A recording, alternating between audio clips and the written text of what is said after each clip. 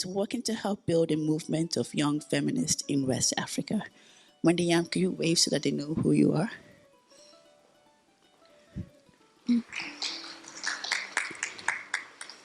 And second up is Rose Diop, to my right here, is the National Coordinator of Tostan, Senegal. She has been involved in community development for over 20 years and is now a role model for female leadership for Tostan and civil society in Senegal and the sub-region. She has actually spent her entire professional career at Tostan, holding several different positions, and now leads the national efforts in Senegal. So again, welcome, Rose. Alexander, I should have asked you how to pronounce your last name, but I'm just going to leave it with Alex, so I don't embarrass myself and embarrass you. I'm so sorry. You still try. Okay, Kyerematen. We'll take that. Something like that. But Alexander leads the Global Fund for Children's Grant Making, Capacity Strengthening, Integrated Programming, and Stakeholder Engagement across the continent. He is an international development strategist and a community development advocate with over a decade of experience in grant making, program strategy, design, implementation, and management. His journey actually started from the private sector and into the philanthropy sector, and I think this really positions him to offer a unique expertise and value to all stakeholders seeking to create impact in their everyday work and giving. So welcome, Alex. And finally, last but not least, is Ibrahim Tanko Amidu, just known as Tanko, is the Executive Director for Star Ghana Foundation. He has been involved in philanthropy and development sector in management, civil society strengthening, and social development for the past 20 or for over 20 years, and has extensive experience that spans from facilitating strategic planning processes, design and implementation of monitoring, evaluation and learning systems, institutional strengthening of state and non-state actors, as well as governance and program management. Before becoming the ED for Star Ghana, he was the program director of Star Ghana program from 2011 to 2020 and successfully transitioned the program into what it is now, the Star Ghana Foundation. And I'm sure maybe in his presentation, he might talk about some of the battle wounds that came from that in terms of moving from a donor darling pooled funding to now standing as an independent organization in Accra, in Ghana. So welcome so much.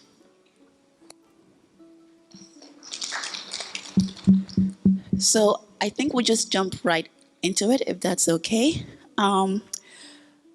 Community philanthropy really is this emergent new concept, and it can mean many things to different people. And as I talked about earlier, defining it is sometimes part of the problem in why we can't really talk about impact and skill in the way that many of the speakers this morning talked about. So how do you define community philanthropy? And we can start with you, Rose. Voilà, merci beaucoup. Thank you.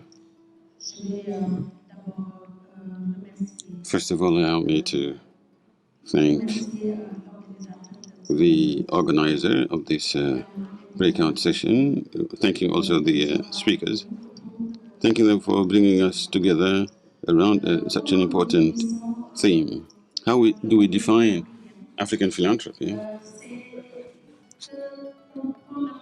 Whether you call it community philanthropy or community empowerment or community development, what we mean by that is first and foremost to recognize that the community is at the center of work that we perform. So all actions that should be implemented, all activities, all initiatives that will lead to behavioral change and bringing communities to sustainable development should be borne by communities themselves. So as an organization, we should come forth just to assist. And that is why I'm going to touch a little bit on the organization I work for, which is called Tostan. We have a model which is a human rights-based model. When we talk about human rights,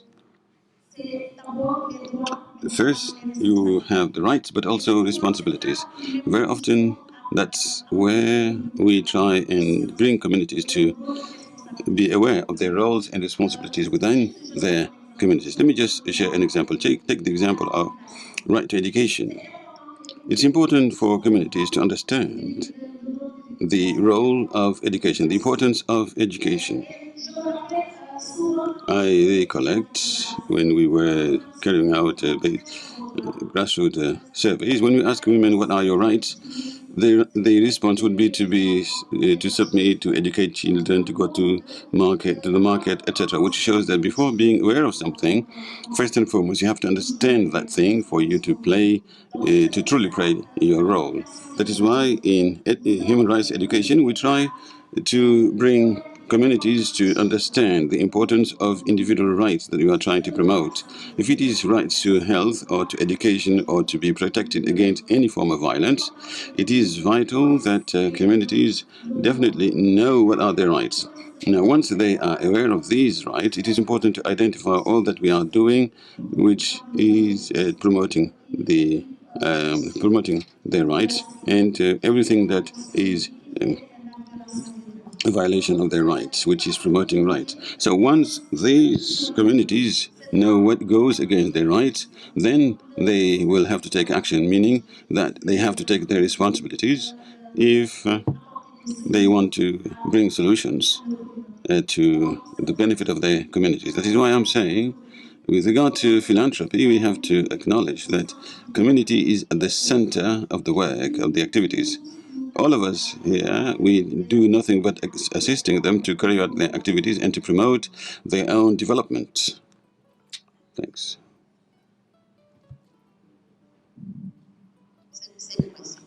Même question pour vous. Comment est-ce que vous définissez? Voilà. Pour Global Fund for Children, nous existons depuis très longtemps et nous avons toujours appuyé les organisations individuelles pour le renforcement des capacités et le financement souple. Récemment, on s'est rendu compte que ces organisations travaillent dans les communautés et pour autant qu'elles cherchent à appuyer l'autonomisation des différents groupes, ces groupes, que ce soit les enfants, les jeunes hommes, les femmes, les jeunes filles, les hommes, ils existent, ces groupes, au sein des communautés. Donc, il est important de s'intéresser aux besoins uniques des communautés. Pour nous, il est surtout question, les différentes stratégies qu'on met en œuvre pour appuyer les organisations, pour mieux écouter les communautés et être en mesure de profiter des peurs au sein de la communauté pour pouvoir positionner la communauté correctement. C'est vrai que d'habitude, le manque de résultats de développement amène ces organisations à commencer à travailler dans ces communautés et nous pensons que chaque communauté, malgré la situation dans laquelle elle se trouve, devrait avoir des compétences apportées autour de la table. Donc le processus, c'est vraiment de voir quelles sont les différentes dynamiques de la communauté et essayer de profiter de cela et écouter les forces qui existent dans la communauté pour pouvoir travailler en partenariat avec la communauté plutôt que de travailler simplement pour elle. Voilà ce qu'on entend par travail communautaire ou philanthropie communautaire. Good afternoon, everybody.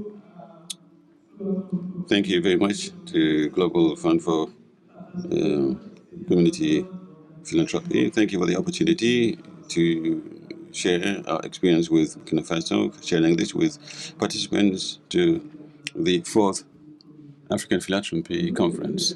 As regards IPVF, we have a specificity, knowing that we are national young girls, young women organization, including men, I should say, working on capacity building, leadership development, empowerment of men, of women and girls. So, concurrently, At the beginning of activities in 2019, we carried out a diagnostic study in West Africa in the 9 countries, 9 French-speaking countries, which highlighted the need for funding organizations which are led by young girls and young women. This study was carried out by young girls and young women themselves, which were at the height of this process. As a result, in 2020, in July, we launched a fund, which is the Fund of Young Feminists of Francophone West Africa. As a young body, we have launched this fund given the need in our region and the importance of resource mobilization in our region. Now, coming back to community philanthropy, I will say that this is endogenous, which is community-centered. As far as we are concerned, we focus on young girls and young women via the bottom-up development strategy, which is taking individuals, putting them at the heart of this process, as was said by Joseph Kizerbo, high-flying academic. He says, I quote unquote, one has to rely on one's own strength to develop. So we know that young women, young girls have potentialities and are the better positions to identify their needs, to focus their actions, to strengthen their activities, to work on their own empowerment. That is why we support them via capacity building, via sound control of rights issues, and also identifying the capacity they have to get together and work together to develop their potential, also pooling their resources they need to support their development, their empowerment. So for us, community philanthropy is a community-centered inside the community, and it also relies on the strength of the community for it to be developed and to build. Thank you. Thank you very much. The advantage of being the last is always that you can say, I agree with what the rest have said, and to pass on the microphone. So yes, I agree with everything that my colleagues have said. Just to add a little bit, and that I'm approaching this from the perspective that community philanthropy is a process, mobilizing community resources, knowledge, and voices, around a shared agenda, shared issues, and leveraging that to promote sustainable development. That community philanthropy could be around a geographic community, or it could be a community such as maybe women, young people, etc., or a community around issues. So those who are working on health, those who are working on education, or some specific issues. So we are looking at this as one, the process, two, as the mobilization, particularly of all voices within the community, three, the importance of a shared agenda or shared issue, or that the mobilizations around salient issues, and four, that it's not a standalone approach or tool, and so you use that to leverage additional resources to influence policy and practice that would, at the end of the day, result in inclusive development, result in sustainable development. For Star Ghana Foundation, what we have been doing has been first to provide support to communities, to CSOs, to test various models of community philanthropy that addresses, their needs, that is aligned to their context, to promoting shared learning amongst all these various partners, So we, facilitate communities of practice and learning to kind of share lessons and etc. Three, to support these communities of practice to engage with policy, with policymakers, etc., so as to influence policy and practice, whether at the community level, at the district, or at the national level. That's essentially what we do, and this is the context from which we are approaching this work. Thank you. Thank you so much. So from just hearing from everyone, I think one of the common threads, if I were to weave it in, is that, recognizing that communities actually have their own power and using agency and voice to actually articulate needs for that community. So like Alex, I think what you mentioned is not viewing communities from a place of lack. Like there already are assets, there's knowledge, there are people, there are resources within those communities that can be used to leverage further development that is sustainable, that is durable, that is inclusive. So I think just one of the things I'm hearing from all of you is recognizing that communities already have rights. And if they are unaware of those rights, it's supporting them in that journey. So thank you. I'm going to go into a little bit about the practice now. So what are, and this question is going to you, Wendyam. So what are some of the principles, approaches, and tools to your work that has enabled you to really build trust, dignity, and collective philanthropy? I think one of the things around community philanthropy is really this relational aspect that Dr. Stigmata talked about earlier this morning. Is the relationships that you build in communities is really key. So can you hear me? Oh, I'm so sorry. I'm so sorry. So how do you build trust, dignity, and collective philanthropy through your work? What are the tools, strategies, practices that you have used?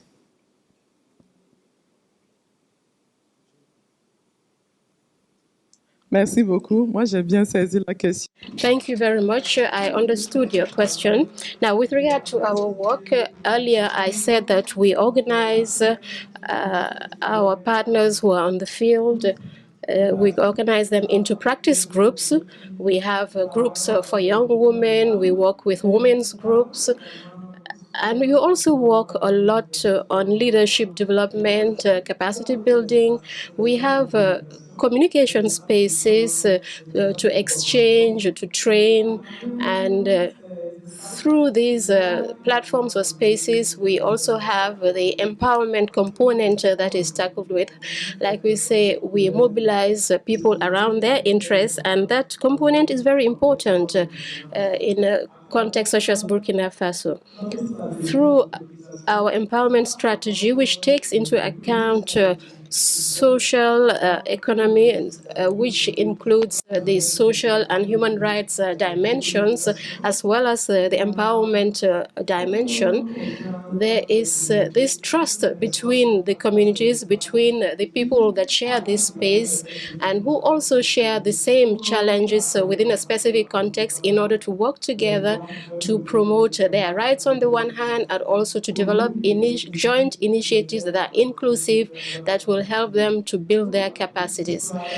Just an experience I want to share with you, our work with women who are involved in processing activities and manufacturing activities, because that is the main work in rural areas in our context. To share one of the strategies, our empowerment strategies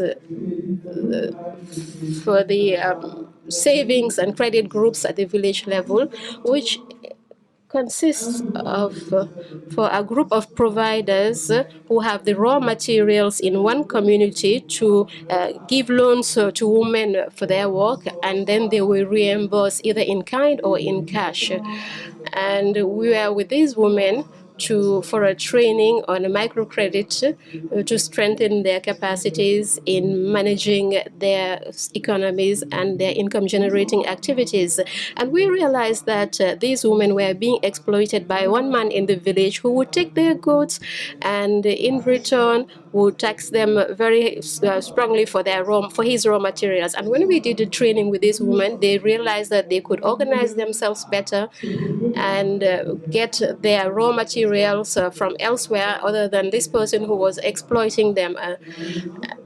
And unfortunately, that is the case in the experiences that we see, because a lot of women do not have much knowledge on management. They lack opportunities or information on how to get their raw materials and how to manage their resources.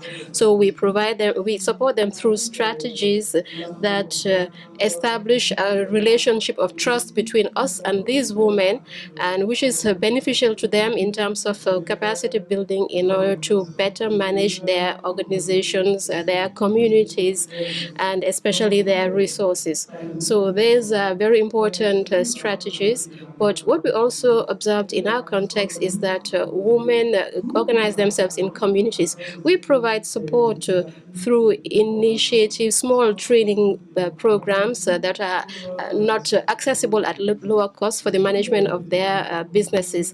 And these are small modules that we can deliver in local languages. You don't have to be literate in order to learn these modules, but they are accessible and available. And we organize short sessions that help women to better learn, to better manage their micro businesses, and especially to enhance their skills on how to expand their businesses and how to work together in a better way. In addition to that, we also concentrate on the social and economic component. For the human rights dimension, we cannot dissociate the life of women from the economic component and the violence component, because sometimes there's an intimate relationship between these two. Poverty leads to violence, and empowerment helps women to strengthen their authority, to adapt, to better organize themselves, and especially better improve their living conditions. So we add other initiatives such as chats and awareness raising on human rights. And these are approaches that strengthen relations between these women. They share their joint experiences, ideas, and their challenges especially, and work hand in hand in order to meet them. In terms of tools also, we use facilitation strategies that I would term as very participatory and inclusive, that allows all categories of women to work together without discrimination, share the same space, and especially strengthen their collaboration. And also to build synergy, because generally we observe that women generally work in silos. Each community, each activity in a specific manner work in silos. And so they learn how to share together when they are together as a group. So we promote inclusion and synergy of actions in these communities with these women, so that they can come together and better expand their activities, better leverage community resources, and work together. Also, we have a project Giving for Chance. We strengthen capacities in terms of so that they can go beyond their organizations in order to mobilize resources from local communities, from, how would I say, the people who have the resources in their communities. So these are mobilization strategies that we employ also, which help to have joint initiatives such as building schools for the community, building a health center for the community in order to improve living conditions, as well as the mobilization of resources at a local level. This needs the involvement of devolved authorities, decentralized authorities, so that these communities are included in the development plans of the communities, especially the needs of women and children when it comes to schools and health centers. So these are strategies and approaches that help to develop the mobilization of local resources and develop the communities with which we work. Thank you. Thank you so much, Wendy. So it's not rocket science. essentially. Like this is, working with communities. It doesn't have to be sort of this cloak and dagger aspect. If you're creative, if you're intentional, if you're innovative, there are many ways to interact and to engage and leverage power from community, especially around resource mobilization. And this is about money coming from communities, right? Not monies to communities. So my next question to Rose is really that tension between funding or resources that come from communities versus resources that come external in, whether that's international donors, national donors, high network individuals, however, is coming externally into that community. How do you balance that? Really to emphasize transparency, emphasize resources and trust without displacing what is currently in those communities so that it doesn't dispel or displace. Voilà, merci beaucoup. Thank you very much. Maybe I will just come back, if you allow me, to the fact that if we acknowledge that the communities are key stakeholders, then we can ask the question, how can we establish relationships and support communities to the maximum to support the change that they want? How can we involve them in a manner which calls on them to be true partners and maximize and take advantage of the external resources? Our model is to slowly build over 30 years. When I say 30 years, because every day is a lesson, every day you have to improve, taking into account the needs and specificities of each community. So maybe we cannot share all the lessons learned, but there are aspects that we deem as being key aspects, including the need for an aspirational aspect based on the strengths. We do not focus on weaknesses, we focus rather on strengths.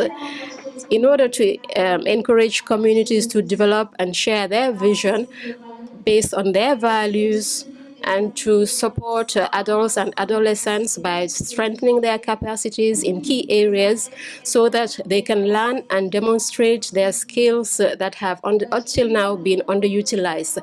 I said earlier, it is important to ensure that communities have trust in you, to show that you have the potential, and if you want to succeed, you can do so. And no one can develop their area, their neighborhoods other than them.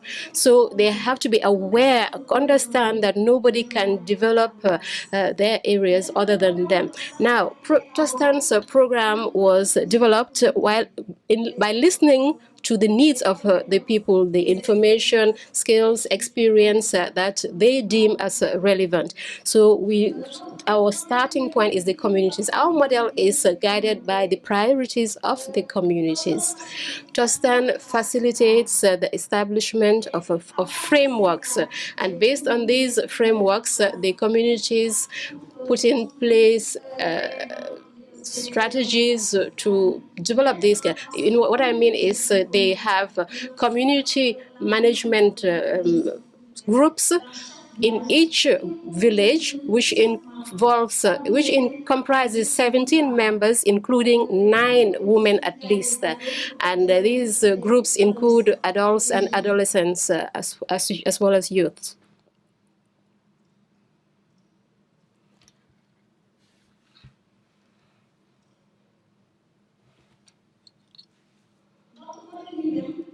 Our model is guided by the priorities of the communities because it facilitates the establishment of a framework, whereas communities build their activities based on these frameworks. We have community-based groups that are led by women, and they are the main sustainable entities. Why mean sustainable entities? Because they are called on to take decisions, to take initiatives at the community level. And all the decisions that are taken at the community level, it is the management committee itself that will be monitoring the implementation of these activities. The community invests a lot and strengthens the capacity of the management committee so that it can promote a holistic approach. We are talking about holistic approach because in communities we do not intervene in one specific area. For example, in the community-based management committee, there is a subcommittee that is in charge of environmental issues, another subcommittee in charge of education, another one in charge of health, of child protection, etc., etc. So this helps them to work in a holistic manner instead of working on specific themes, because we know that their needs are many and they have to do everything in order to meet the needs of their areas.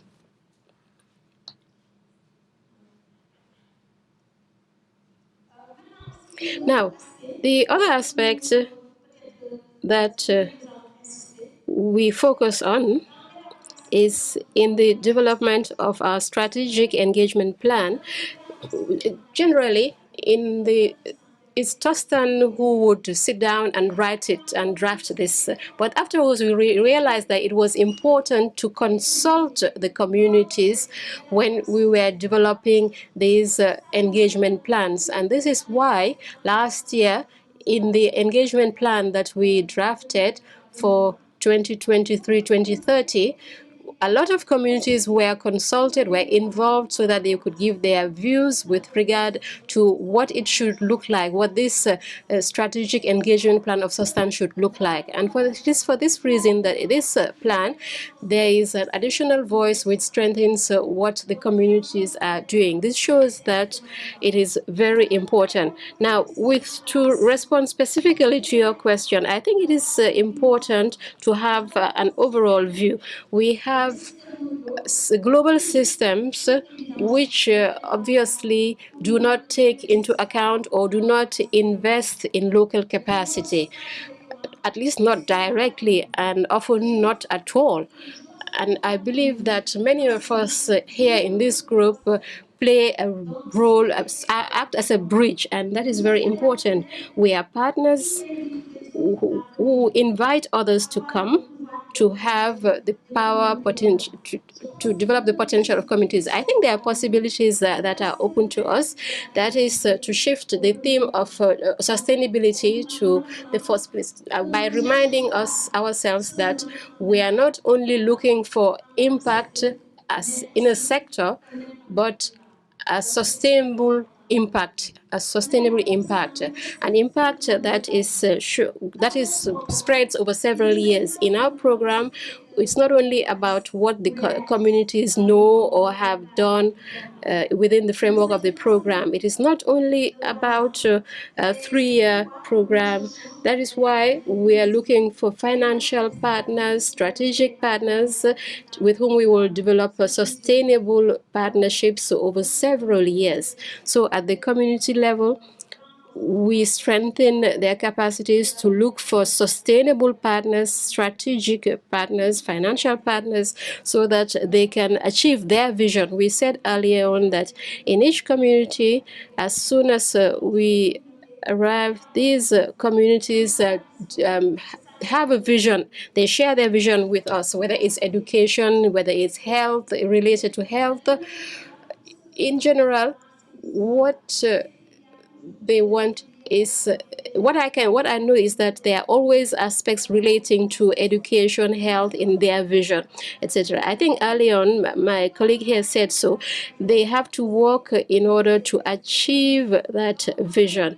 So we have seen so many communities doing things for themselves with regard to income generating activity, etc. with regard to the community markets, because there were none previously, through for-profit activities. But we also saw communities that go and talk to health posts in Giringbaba, where we were invited recently to participate in the inauguration of their health centers. When we were working with them before, they had organized activities to have health posts. Then they went on from they wanted to have a health nurse there. Then they asked for a health hut, and later on they asked for a nurse to be present, and finally they asked for another organization to build a health post for them. So it's very important. And they told us, you have to come and celebrate with us because you did not give us a fish, but you taught us how to fish, actually. And each day we will be able to fish some more. And that is very important. We also see other communities where they needed schools. They contacted donors until they were able to build schools in their communities.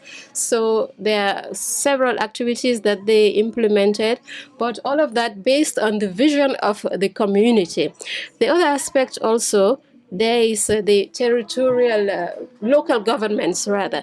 When we're working with communities, we also work with the local government authorities that have responsibilities in that that develop community-based plans and have to take into account the visions of the community. So these authorities have to work with the communities participate in the development of their plans in order to make sure that their priorities are included. Thank you very much. Thank you so much. I think I'll just actually I'll give her a round of applause for all of that.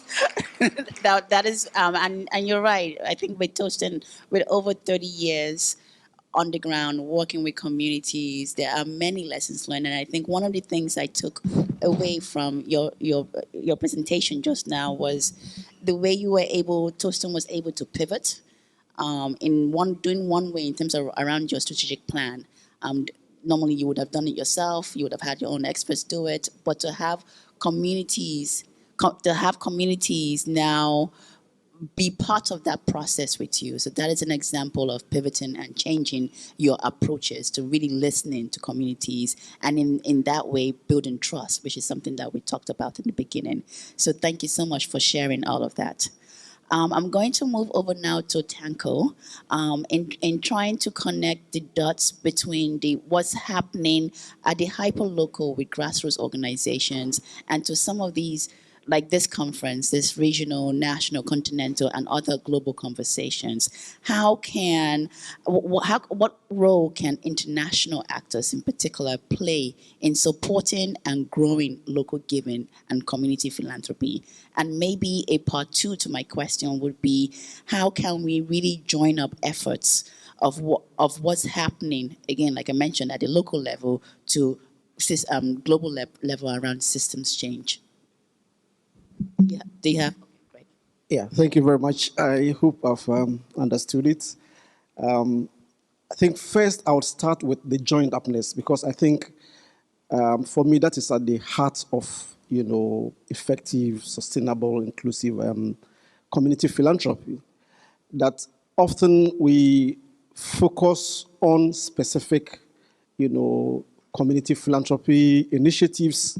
We focus on specific projects that are being funded, forgetting that for these to be effective, for it to be inclusive, sustainable, we don't need islands of good practice. We need a joined up, a community of philanthropic foundations, institutions, etc. That's the only way that we can influence what happens outside of the project or even the issues that affect the project or the foundation.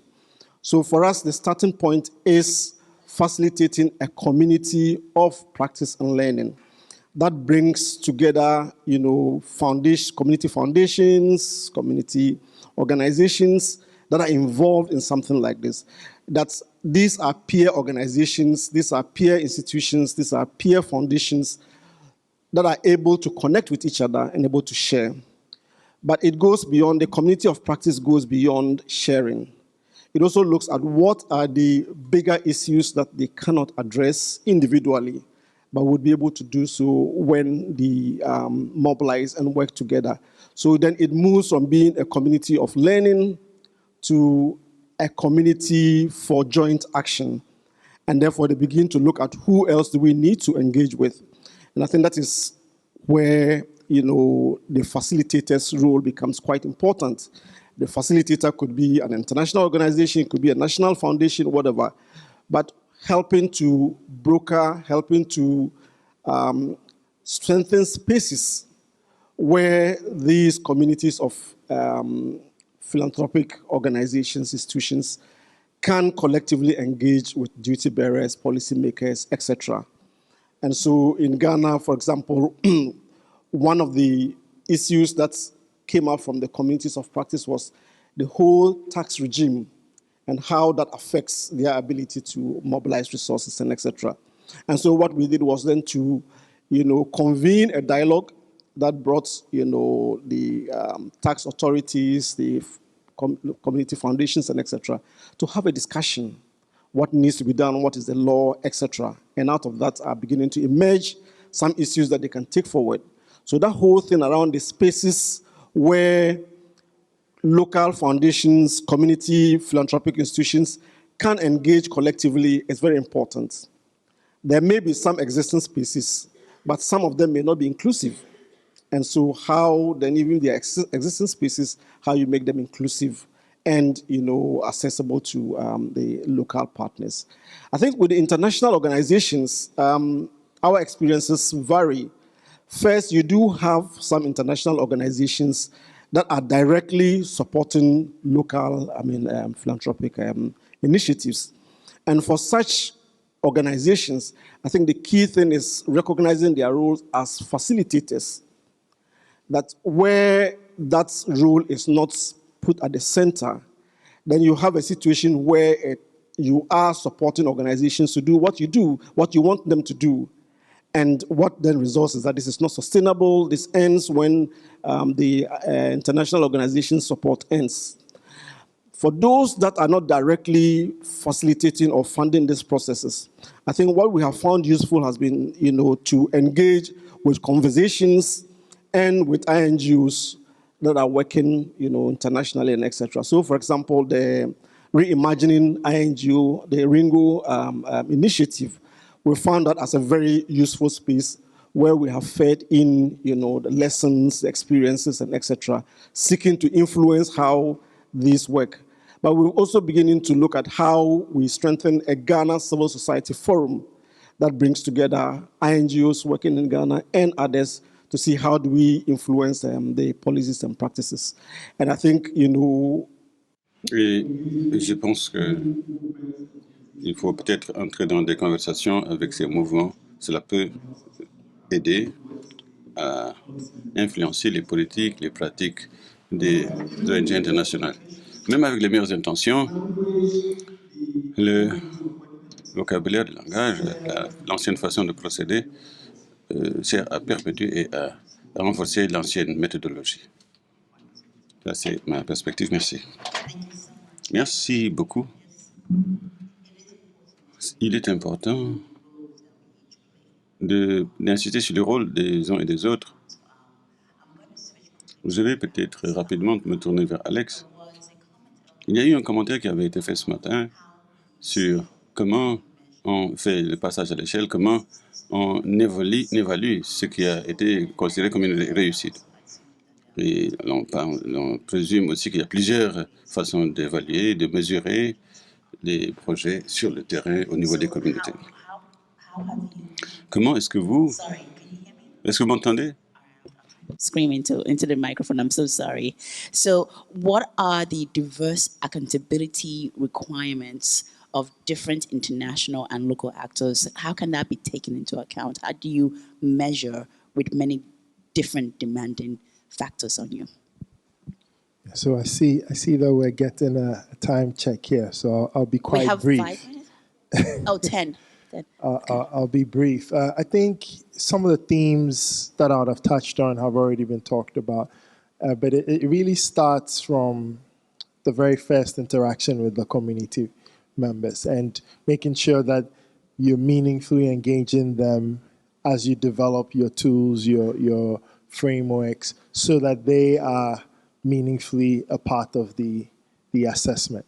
It's one thing to develop something and then go to a community, regardless of however you define the community, and sort of collect your data. That starts to feel very extractive, as opposed to them being part of the process, where they can then even take some learnings from that process themselves to continue in the process of improving their communities and realizing the outcomes that Rose and my other colleagues talked about, where they sort of vision together what a collective sense of well-being or prosperity would look like. So that's one of the first key things, that they should be tangibly and meaningfully involved in the development of whatever assessments you will. Now, the assessments will obviously differ from project to project, from program to program, but ultimately, if they're involved, they tend to shape what it ends up looking like, and then also claim a sense of ownership for these things. The other thing is also collaboration, which has been talked about in the morning and also here. In every step of the process, because monitoring, evaluation, learning has several different phases, also making sure that they are part of it, and even providing the opportunity to collaborate across different organizations. I think it was Ms. Mamadou who talked about an example where a few different organizations were funding a similar organization, but were requiring different things from them. Now, just transposing that to a community level, you can imagine what strain it provides to the community, with constant people going in to ask maybe similar questions, but only phrased in different ways. And that's something that we need to be careful about, that as we talk about shift the power and participatory grant making and all of that, to really realize these outcomes, we need to take that to the community level as well. It doesn't end at just the organizational level and sort of like quote unquote grant recipients, but really the ultimate beneficiaries of all these funds are the individuals within the communities and the community at large. And so really thinking through in that regard. Thank you so much. I'm going to leave one question for all four of you to mull over. I'm going to move over to the audience, but this last question that I'll come back to you is really, what should our rallying cry or message or call to action be for others to follow when it comes to community philanthropy? What is our call to action for community philanthropy? Just to have that marinate for a minute while I go to the audience. I know we also have in the audience Tilitonse Foundation, Usman and Amanda. I don't know if they're still here. Yes.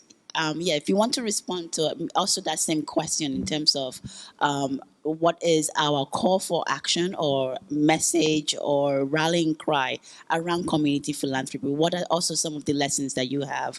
The Tilitonse Foundation is also a partner for the Global Fund and wanted to be part of the panel, but came in, but we already had a full space. So they are also participating, but from the audience floor as well. So I don't know if there's a microphone.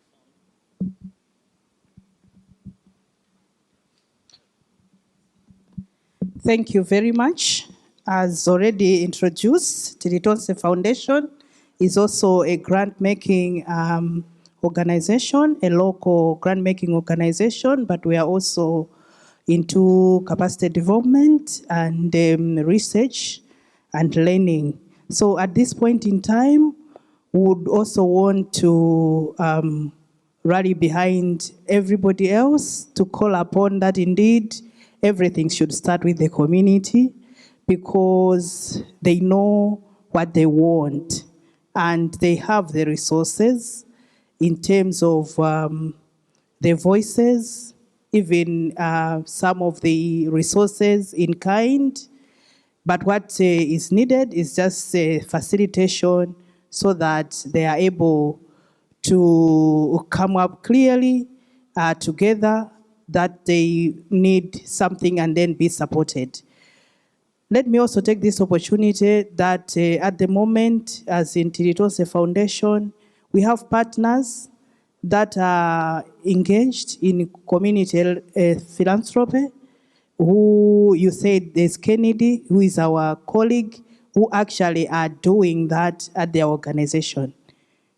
He might also just share with us. Thank you so much, Amanda, and thanks the panel and everyone. I'm Osman Kennedy. I am the executive chairman of Makanjira Development Foundation, which is based in Malawi, the southern part of Malawi. This organization was established in 2019. And the reason why the organization was established was to give power to the people to participate in the development of their communities, because we observed that for a long time, we're having organizations that were coming in our community to implement projects that were conceptualized elsewhere. And we felt they were coming with their own problems, not problems that were, in our community. So we're helping them to implement problems that they had imported from elsewhere. Now, we said, let's come up with our own organization, see the problems that we have, and perhaps mobilize ourselves to implement activities or projects that would help us to deal with those problems. So right from the establishment of the organization, what we did was to ensure that the organization was people-led, community-led. And to do that, what we did was to establish strong structures, right? We have a general assembly that is comprised of all the members of the community that have that interest to participate in the development of the community. So they contribute membership subscriptions that we use to develop the community. We have the board that has, traditional leaders, members of the ADC, area development committees. They are in that board, right? And we have the forum executive committee, the secretariat, and the chapters. And these chapters are in all the strategic places, including outside the country. We have a chapter in South Africa, we have a chapter in Johannesburg, and in those areas that I've just mentioned, we have members from the community. And we have tried to ensure that those people should not be left behind. Let them contribute. Today, I was just checking a text from South Africa where our colleagues have contributed 7,600 something in 2 months. Rands, that is. Yeah, only in Cape Town chapter. And we have other chapters. So that money is channeled to Malawi, to our main account, and we use that money to develop our community. The same applies to other, areas of Malawi. We have the chapters in Zuzu, in Lilongwe, wherever a member of our community lives, we ensure that those people are incorporated. And you would also wish to appreciate that our organization, what we have done is to ensure that we have not, we do not, enable or allow educational qualifications to be a barrier. Yes? For people not to participate in the activities of our organization. So we have people that have any qualifications, but they are participating. We have even included some to be coordinators of our chapters. Yeah, yet they do not have, academic credentials. Why? Because we have tried to ensure that this organization should be all inclusive, people should participate. So just to share with you what we have done so far, our community so far has, with the resources that we have within the community, we have constructed a girls' hostel. Very big hostel, beautiful, with our own resources.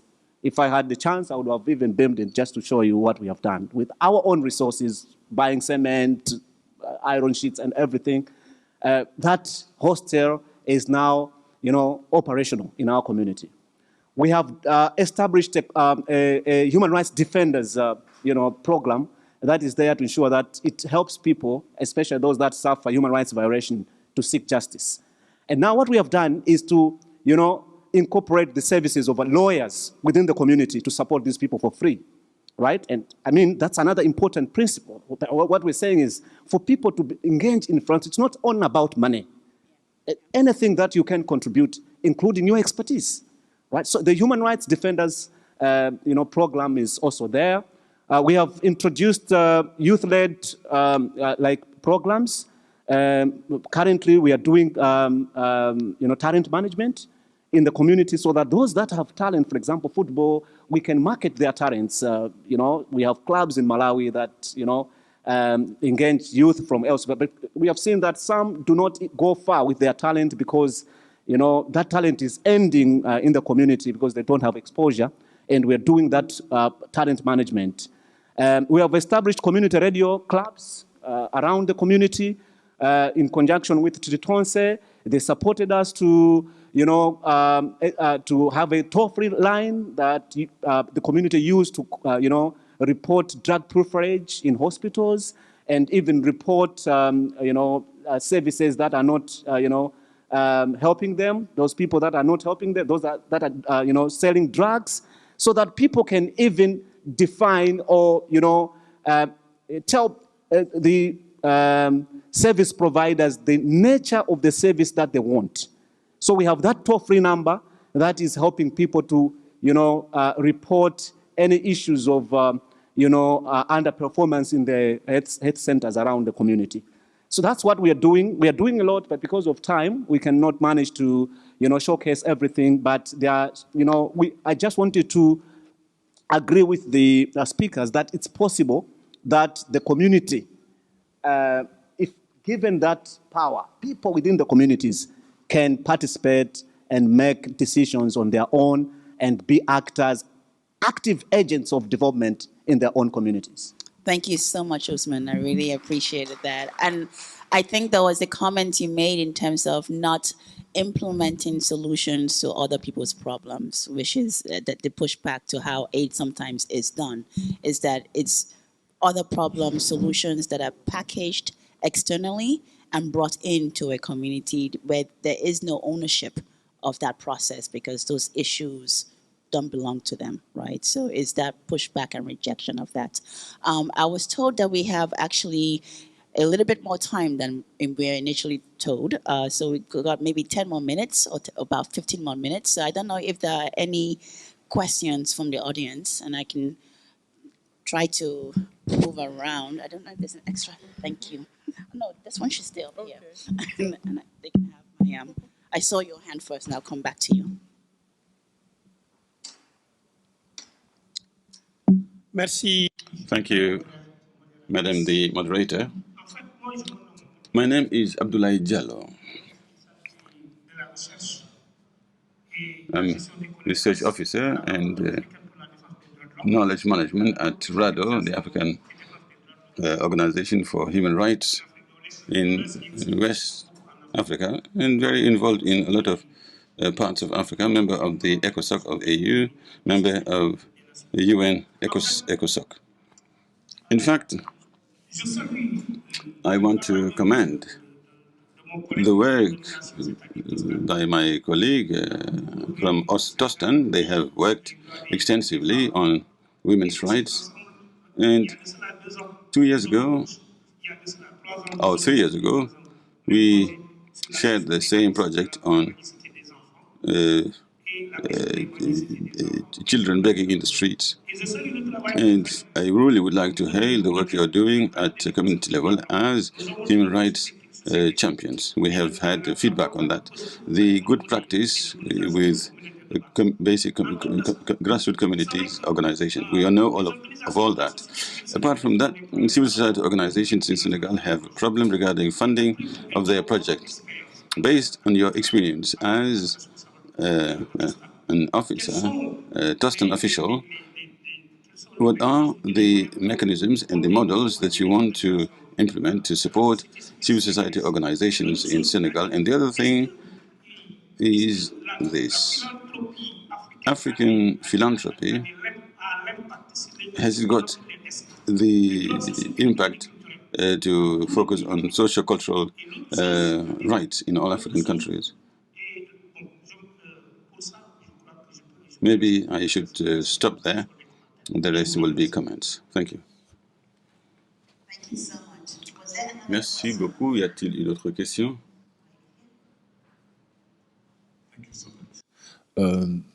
Merci beaucoup aux panélistes. Thank you very much. And thank you to the panelists. Very rich presentations. I have two concerns. But this being said, I want to revisit the issue of community philanthropy with regard to what the success story looks like. This has been touched on. And I must say that my concern is that globally we assess success vis-à-vis our own criteria, vis-à-vis our own objectives, the objectives of the organization. And quite often we leave aside, how should I say, the community references. And for me, one of the major challenges is to provide community solutions that do not tally with the challenges because you have not understood or you have not championed the real needs of population. Let me give you an example. I belong to an organization which is called SICA, and get involved with what it means in Swahili. This is a structure that aims at catalyzing and encouraging local initiatives to solve local challenges that the community is facing. One of the problems we encountered, is that, generally speaking, what we see as a problem in the community may be different from what the community itself sees as a problem. Let me give you an example. Regarding education, standards for access to education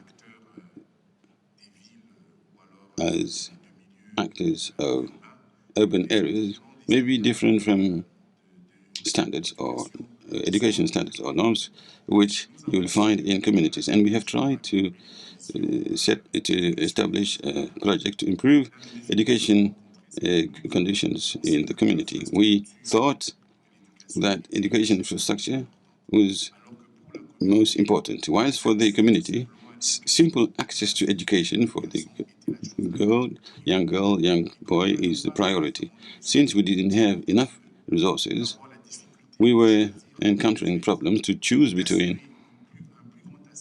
ensuring increased access to education for children in the village or to build a school with better adapted standards.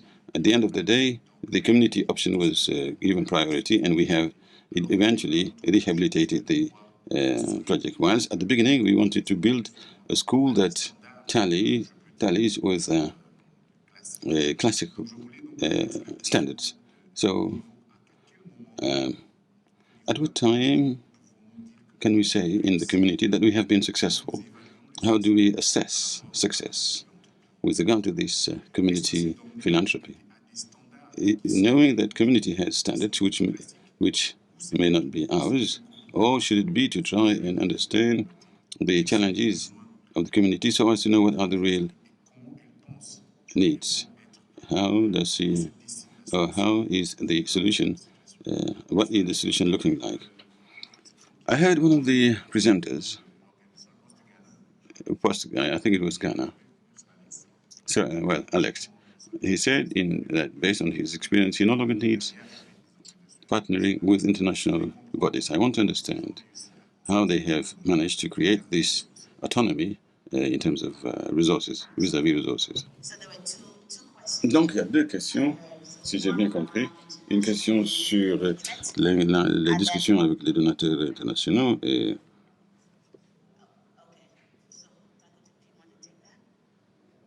vous voulez répondre?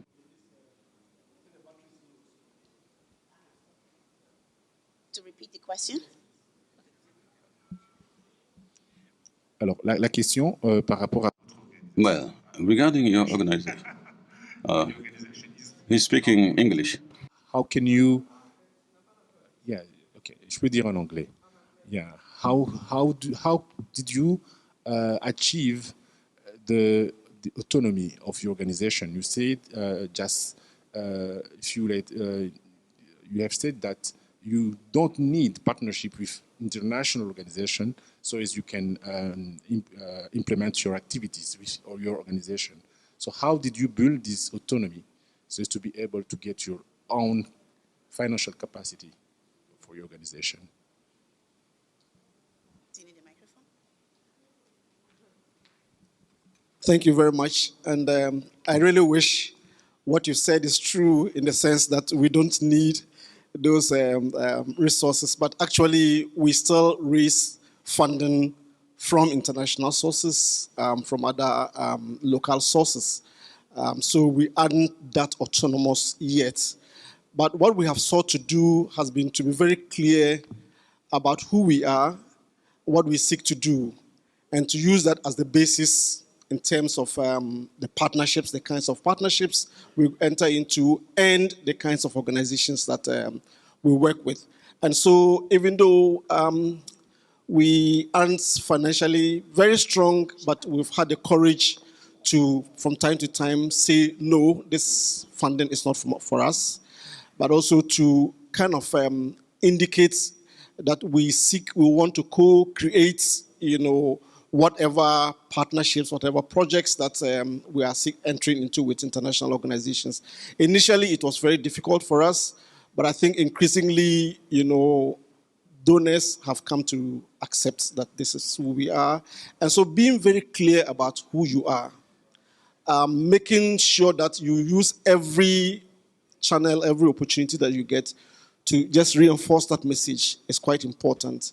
I think the second is also to mobilize the whole organization around those core beliefs, because sometimes when it's getting to the end of the month and you are really wondering where is the next salary going to come from, you might panic and say, well, let's go for whatever is coming in. So I think how to use those ones to pursue what you need to do is also very important. And so when we were approached by FCDO and Comic Relief to be the anchor partners for the Shift the Power program in Ghana, our first concern was, would FCDO be able to work along the values, the principles of Shift the Power? Because if you've worked with FCDO before, you know the kind of donor they are and how they work. But it's interesting that they said, we want to learn.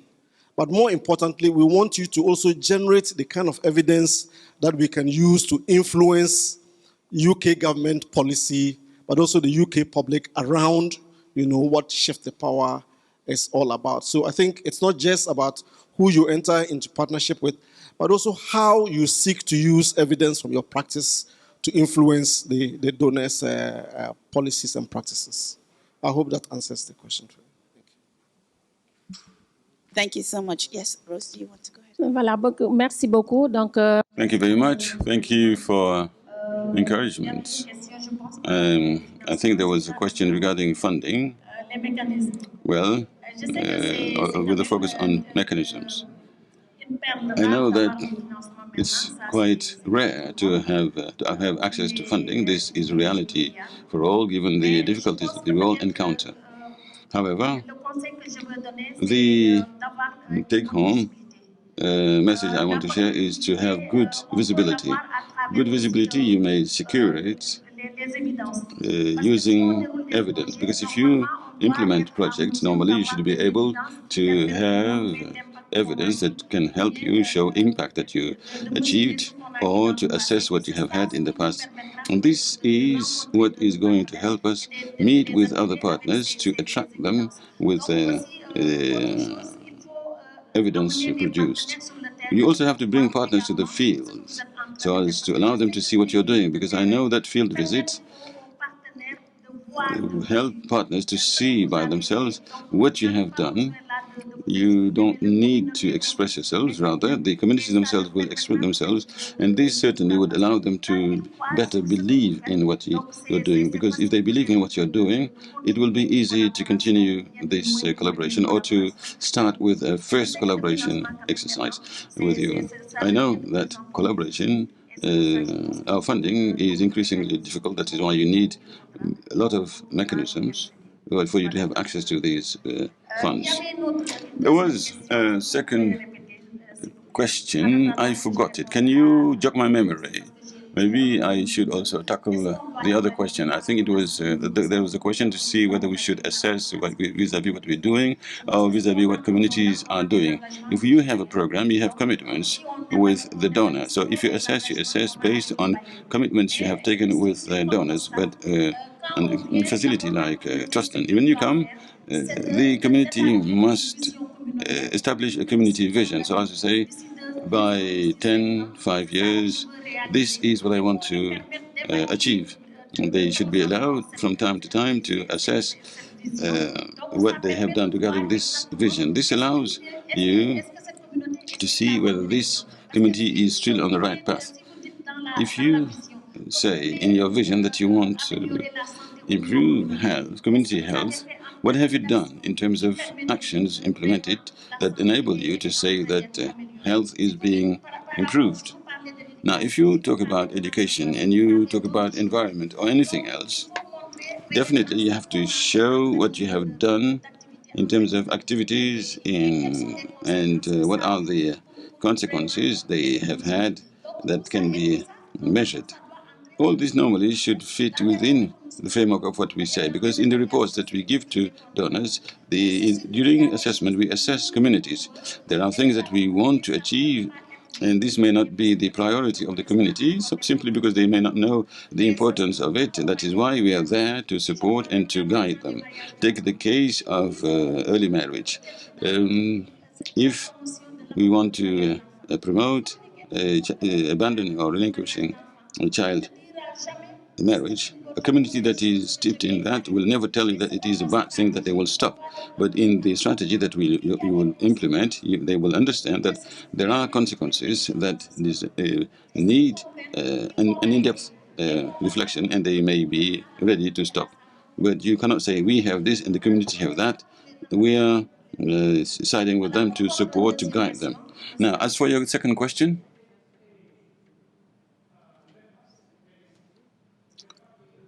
sorry, we cannot hear the speaker. The mic is not on. The impact of African philanthropy with communities. The impact of socioeconomic and cultural rights in the framework of African philanthropy. That is it. Can you be clearer? What is the value added of African philanthropy regarding social and cultural rights? The value added of African philanthropy on communities. I think very often there are activities which are implemented by African philanthropy, even though it is not done directly at community level. It goes through bridges like organizations like ours before reaching the community level. So I think that there are impacts in that way, whether directly or indirectly. Now, I don't know whether I have answered your question or not. Je vais essayer d'apporter. Let me try and make a contribution with regard to the concern that was raised about taking into account the needs of societies. In Burkina Faso, with the project Donner for Giving for Change, the strategy is to train communities on how to mobilize local resources. And in this training, communities are called upon to draft an action plan based on their vision, based on the needs of the community. And it is the communities themselves that identify their most urgent needs, the challenges, and we support them to develop their local resource mobilization plan. And with this plan, the key targets are identified within the community, the main donors, the entities, such as the rural community, the local government authorities, and the donors that are based locally. And objectives are set within the local development plan developed by the community. So it is a process of developing from the grassroots level. They identify their needs, and resources are used to implement these plans. And the link with the women that we support, it is still in the dynamic of identifying needs by the communities so that we come with accompanying strategies. I will say that it can be a women's organization, but through the women's strategies that we use, we mobilize flexible funds and the organizations that we support, we do not impose the topics, the themes that they work in. They decide on what area they want to work on, and resources are made available based on these needs. And we accompany through inclusive strategies, community-led strategies in order to help them implement. And like she said, even if there are cross-cutting areas relating to the context, related to analysis studies that highlight certain situations such as violence and as well as challenges, these are not themes that we impose upon them, but we help the communities identify themselves what are the most pressing issues. For example, in Burkina Faso, the security, depending on the level of security threats from one area to another, less affected or not, so the needs are not the same. So we accompany the communities based on their specific context, and we help them to implement their actions, which are also assessed based on what the communities have implemented. I don't know if there are any more questions. If there's one, we have two. I think we are almost, I remember you had, we are almost out of time. So I am going to say, if you have a question, say the question. So we don't have time for comments. So just ask a direct question to the panelists, and I'll collect questions as we go. So if you have a direct question. Okay, thank you very much. I'm Mirabel Ngong from Urgent Action Fund Africa. So my question is this, what are some of the challenges women face specifically in terms of practicing community philanthropy? And based on your successes and the challenges, what do you think are the most important things to consider in sustaining community philanthropy in Africa on long term? Thank you. Is that to a specific panelist or to all? The first question on the challenges women face in terms of community philanthropy goes to the female panelist. And then in terms of the challenges faced, it goes to Mr. Ibrahim Tanko. All right, I'm going to collect one more. There was one back here.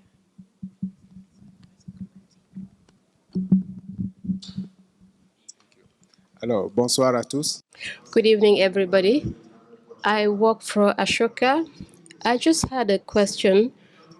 When we talk about philanthropy, it is true that they are one of the actors who invests money. But when we look at the comparatives, when we compare to the West, there are models where we talk about incentives. Those who are giving money, for example, they have tax exemptions, for example. So my question is, those who are investing, especially in Africa, who are philanthropists, who are putting their money on the table, is there something that will incentivize them to do more? Because when we look at the landscape, we realize that there are a lot of billionaires, people who have the means, but who are really maybe not interested. Why is this the case? The other question is with regard to the objective or the final objective when we invest. Are we geared towards systemic change that tackle the problem at the root of the problem? Because that is where philanthropists or organizations mobilizing such funds are interested in.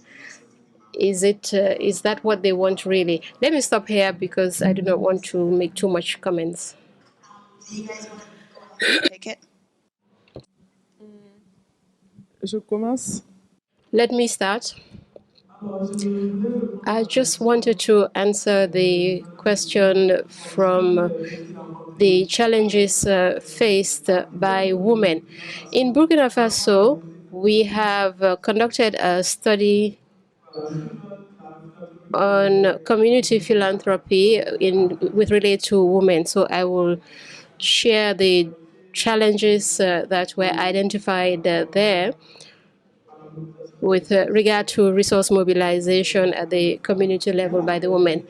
There is the low level of economic empowerment of women. The study revealed that as a challenge with regard to community mobilization. But in Burkina Faso, we have realized that women were well represented in community philanthropy, despite the various challenges relating to their context. So we can say that poverty has a feminine face, so naturally women contribute to who contribute to community philanthropy are not many, but they are represented. There is also another thing that emerged in community mobilization, that is sexual harassment. I always say it is women who are sexually harassed, because when a man is in but when it comes to a woman, it's really women who are harassed, who are not men. So the women identified this in the study that was that 7 out of 15 women said that they were victims of harassment when they were mobilizing funds at the local level. There are also stereotypes relating to women, which is also an issue relating to the beliefs and cultural values in the communities. Also trying to make the match between that professional and family life, that also is a challenge when they were mobilizing funds at the local level. Difficulties also to mobilize funding for their initiatives. All of those are the few elements that the study highlighted, the study we conducted in Burkina Faso on the participation of women on community resource mobilization. Now, with regards to the question, in Burkina also, we conducted a study on taxation, and my colleague said so earlier. The laws in our country, we have to admit, do not encourage giving in our communities. Like for example, in the U.S., where there is a law that exempts large corporations or people who make gifts and do philanthropic acts. But in Burkina Faso, we have to admit that the law is not that favorable to tax relief, and that does not encourage billionaires, like you said, to make philanthropic acts. I cannot remember the last question, but will give the floor to my colleagues who may want to answer the question. We are keeping others from coming in. So I don't know if anybody else on the panel wants to answer any of the questions really quickly, or you're good. Yeah. So I'll probably give you maybe 30 seconds each to just give your call for action or your takeaway message. The question around incentives for giving, the question around being bold to say no to funding, that is a scary position to be in if you're a community organization and you are looking at, how do I make it to the next month, or how do I make it to the end of the year, or how do I make it to the end of next year?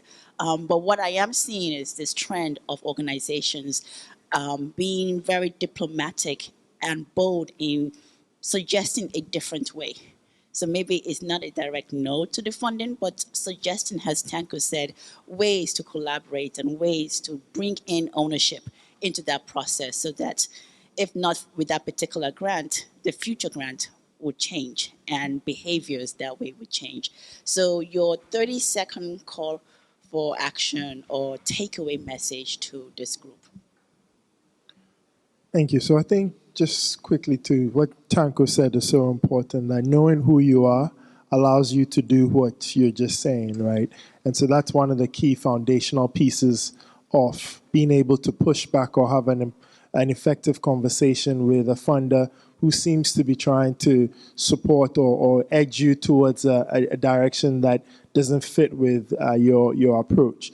So for me, in terms of a closing remarks, whether you're a funder, an implementer, academia, or even private sector, my final remarks are to just try to understand that in this business of philanthropy, we're in the business of people's lives, essentially.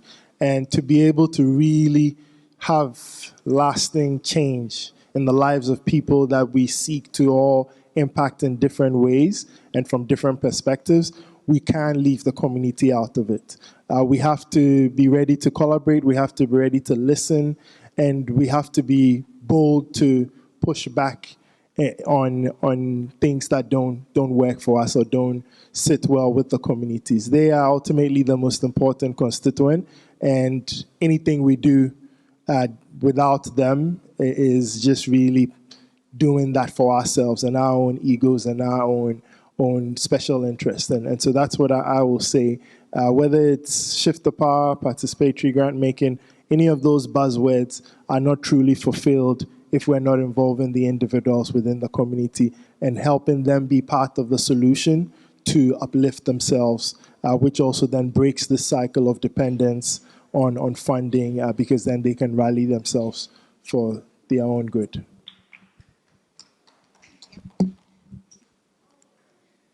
Merci beaucoup. Je dirais... Thank you. I wanted to say that this panel strengthened my conviction on the force of community philanthropy. For me, it is a solution for us at the community level in our countries in order to develop initiatives that are community-based, based on the needs and the strengths of communities. The strategy of saying no to financing that are not compatible with our needs is also a matter of having confidence in your own capacities, your own beliefs, and also to develop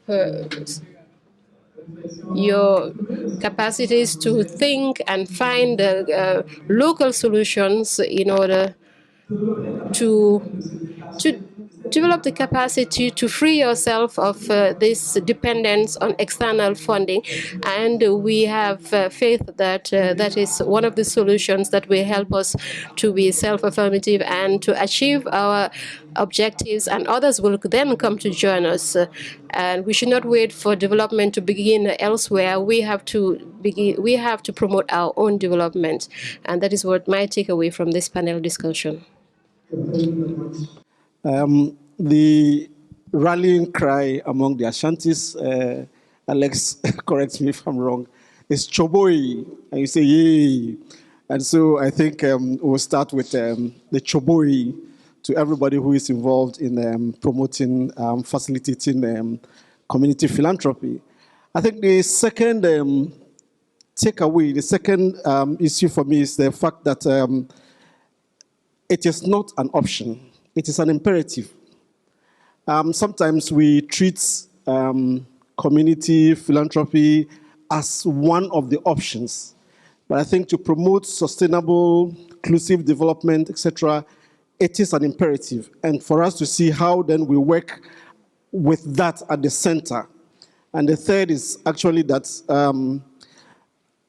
we sometimes get distracted or detracted by a focus, an undue focus on the operational, on the tools, and we lose sight of the strategic. And so I think that for us to be very, very clear, what is the strategic, what is the purpose of this? You know, once that is clear, I think we can negotiate, we can see how we are iterative, who we align with in getting it done. So let's not confuse the strategic with operational, and in that process get sidetracked and etc. And I think the last point for me is that facilitating, supporting, strengthening community philanthropy is a long-term process, and that's the focus on short-termism, either because of the demands of the donors or because we want to quickly show results, leads to shortcuts that eventually, constrain or prevent us from achieving sustainable results. So focus on the long term, accept that it is long term, and plan for a long-term process of working with communities, supporting communities, strengthening communities to be able to lead these processes of philanthropy. Thank you. Thank you so much. Voilà, merci. Merci beaucoup. Donc, les leçons que j'ai... Thank you. My takeaway here is, first of all, I learned a lot. And I realized that with regard to community philanthropy, what we said here, I think Tostan NGO is on the right path. Maybe what my first takeaway here is that the demand for Tostan comes always from the grassroots. As long as communities do not come and ask us, we do not go. We have to accompany people who want to go forward. If not, you will not be able to achieve results and just waste money. That is, we have a database of demands, requests from the communities. Another aspect also within Tostan, we have a committee which decides on the offers that we receive from the donors, whether this proposal from the donors is compatible with what we want to do.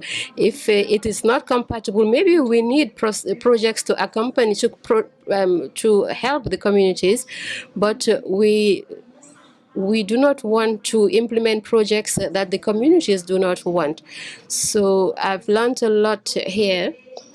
And I think we will continue to build capacities of communities, because with our small resources, they organize themselves. If I take the example of community markets, this does not only solve the issue of income generating activities, but also the issue of nutrition at the village level, because maybe not everyone can go far in order to buy their food and on a daily basis. So if we have markets, it helps them to have a market nearby. So, and there are several activities that the communities are organizing with their own resources. So if they have organizations that help them build their capacities, because that is the way they will be able to achieve their vision for the well-being of their communities. Thank you very much, and thank you for your facilitation as well. Thank you so much.